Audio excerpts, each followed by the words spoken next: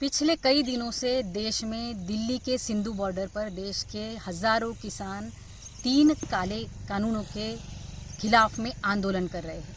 इतने बड़े पैमाने पर देश के किसान वहां पर इकट्ठा हुए हैं, दिल्ली में इकट्ठा हुए हैं, लेकिन इन किसानों से बात करने के लिए इस देश के प्रधानमंत्री को वक्त ही नहीं है। किसानों से अब कहाँ वो मुलाकात करते हैं, बस रोज़ नए नए ख्वाबों की बात करते हैं। इस तरीके का रवैया देश के प्रधानमंत्री जी का है। जो कानून यहाँ पर किसानों के खिलाफ में लाए गए हैं वो बताया जा रहा है कि किसानों के हित में है, लेकिन सही मायने में बात यह है कि यह कानून पूंजीपतियों के हित में लाए गए हैं। अगर हम देखें तो इन कानूनों में इन तीनों कानूनों में कहीं भी एमएसपी का प्रावधान नहीं किया गया है।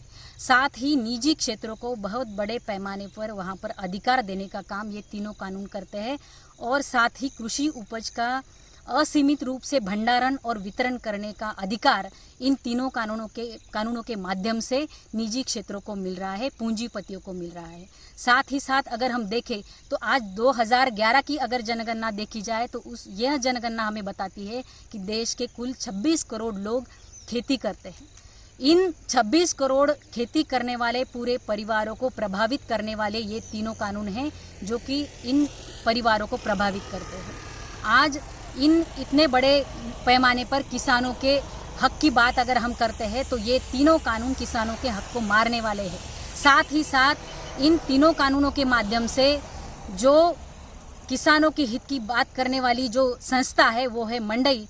इस मंडई को भी वहाँ पर ख़त्म करने का काम ये तीनों कानून करते हैं, और पूंजीपतियों के घर भरने के काम इन तीनों कानूनों की वजह से हो रहे हैं। इसीलिए हमारी मांग है कि किसानों के हित के लिए, इस देश के किसान को बचाने के लिए देश के प्रधानमंत्री किसानों से बात करें और किसानों के खिलाफ जो ये 3 कानून लाए गए हैं उनको वापस ले लें।